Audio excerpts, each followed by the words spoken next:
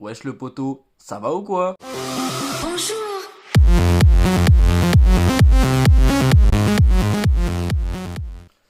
Bon, aujourd'hui, petite vidéo tranquille pour vous donner des nouvelles sur l'ABM.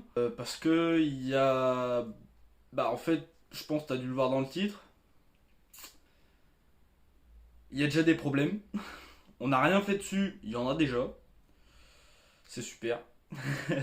Donc on va parler de l'ABM, vite fait du playseat parce que j'ai changé mon quick release, donc juste pour montrer, parce que franchement il est stylé.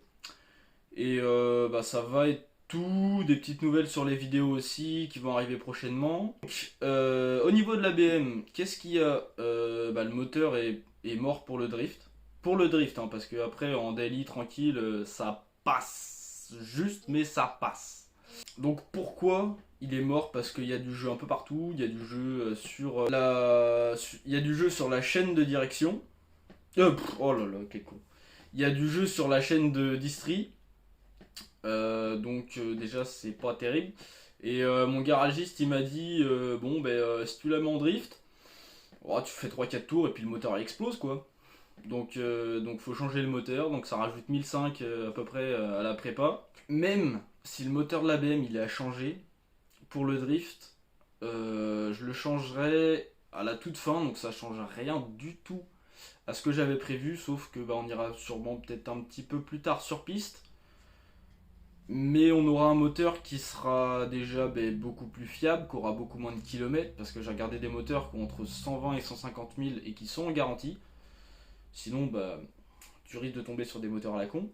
Et en fait, même si bon, ça me fait chier de racheter un moteur parce que j'ai 1005 à remettre dedans à peu près, et que les comptes c'est un peu compliqué. Je vois toujours le bon côté des choses, et là en fait c'est tout simplement que juste en pensant comme ça, donc je changerai le volant moteur, donc pour un volant moteur allégé et sûrement renforcé ou un truc à la con comme ça. Pourquoi changer un volant moteur? Tout simplement parce que du coup il est plus léger et du coup le moteur il force moins pour envoyer la puissance qu'il a aux roues arrière.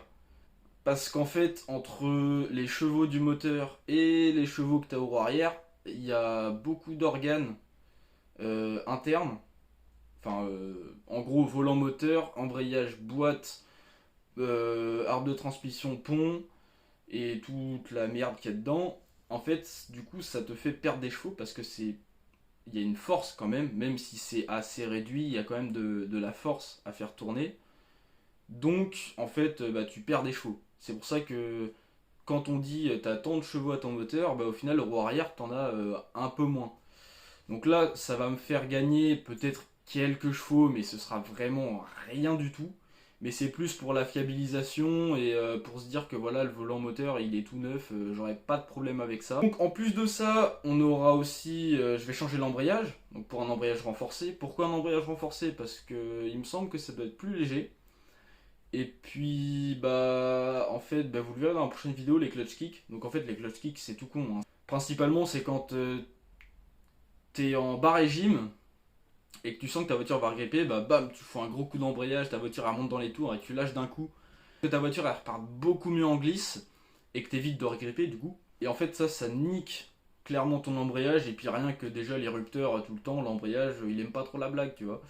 Donc un embrayage renforcé c'est clairement presque je dirais indispensable. Je comptais pas vraiment le changer parce que ça me faisait chier, je préférais fumer celui d'origine puis après le changer. Mais là, comme tout sera démonté, autant tout changer direct pour que du coup on n'ait pas à le refaire peut-être une ou deux sessions après. Ce serait pas mal. Et aussi, du coup, je me dis qu'il y a sûrement quelques petits organes qui pourraient être changés pour fiabiliser le moteur et qu'on ait moins de couilles. Et que du coup, ce soit beaucoup plus intéressant. D'ailleurs, si vous avez un moteur de 325i, un M54B25 pour être précis, si vous savez ce qui a changé, des petits trucs à changer qui sont peut-être pas trop accessibles quand la voiture est, quand le moteur est dans la baie, dites-le moi en commentaire ou directement sur mon Insta qui s'affiche juste ici et puis qui sera de toute façon en fin de vidéo et dans la description. Ce serait nickel. Comme ça, je pourrais changer pas mal de trucs pour fiabiliser le moteur. Et ça, ce serait top parce que des couilles on en aura plein à mon avis. Et comme dirait l'autre, mieux vaut prévenir que guérir, parce que guérir sur un sport auto, ah, c'est casse-couille, hein, parce que si tu roules juste la matinée, puis que l'après-midi, bah ah merde, j'ai pété un truc, je peux pas rouler, la journée elle t'aura coûté cher pour pas grand-chose. Voilà, voilà. Sinon, à part ça, les silent blocks, en fin de compte, ils sont juste un petit peu craquelés, mais il n'y a pas forcément besoin de les changer. Mais je changerai quand même ceux du pont, pour du coup avoir un pont beaucoup plus efficace et beaucoup plus fiable aussi, qui va pas se barrer quand je vais faire une transition. Donc au niveau de la BM, vous inquiétez pas, il y a des vidéos qui sont prévues, qui vont arriver assez prochainement. Je sais, là on fait que en parler, on fait rien dessus, mais ça devrait arriver dans pas trop de temps. J'ai déjà reçu pas mal de petits trucs comme les Angel Eyes. Ça, je vous ferai une vidéo entière dessus, parce que je pense que ça peut être bon de faire vraiment une vidéo pour vraiment tout expliquer et tout. Bon, là c'est des Angel Eyes juste blancs. Je les voulais en multicolore, mais je me suis trompé, donc bah, c'est pas grave. Je reçois bientôt la lame que j'ai commandée, donc c'est une lame AliExpress, hein, c'est pas une lame en carbone machin, parce que déjà, quand j'irai sur circuit, ce sera plus une pelle à gravier qu'une lame pour l'aérodynamisme. Et puis j'ai pas besoin d'un spoiler avant pour que la caisse soit bien plaquée au sol, c'est clairement pas le but de ça, c'est juste de l'esthétique et du tuning.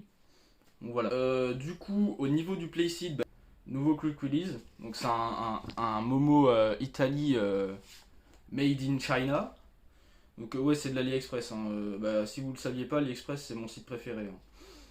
Je dis ça, je dis rien. Mais non, pour les petites pièces comme ça, surtout que je sais que les quick release ils sont vraiment assez bien. J'ai jamais eu de problème sur le playseat. Donc on verra, mais franchement, pour moi, c'est tout con, ça tient, donc on fera comme ça. Et il y en a beaucoup qui les mettent sur des vraies caisses, donc ça devrait tenir. Sinon, pour les prochaines vidéos, j'espère pouvoir faire des petites vidéos sur la BM. Mais comme elle est encore au garage, je sais pas quand je pourrai. Au niveau des tutos drift, donc le tuto qui sera sur frein à main, clutch kick, frein pied gauche et regard.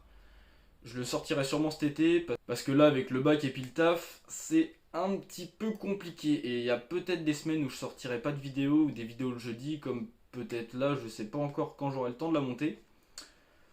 Mais ouais, c'est un petit peu compliqué, donc il y aura sûrement un petit peu de gameplay, ou des petites vidéos à la con comme ça. Ça, à mon avis, il y en aura pas mal jusqu'en fin juin. Et après ça devrait être beaucoup plus sympa et on va sortir des trucs assez cool. Bon ben voilà, la vidéo touche à sa fin. J'espère vraiment que le temps et tout ce qui s'ensuit, ça va être bien, parce qu'il y a beaucoup de choses à faire que j'ai envie de faire en vidéo, parce que bon là je sais que c'est pas très intéressant ce que je dis. Mais bon voilà. Donc je vous dis à la prochaine, portez-vous bien, likez, commentez, partagez, et comme ça c'est top. Bon allez, ciao.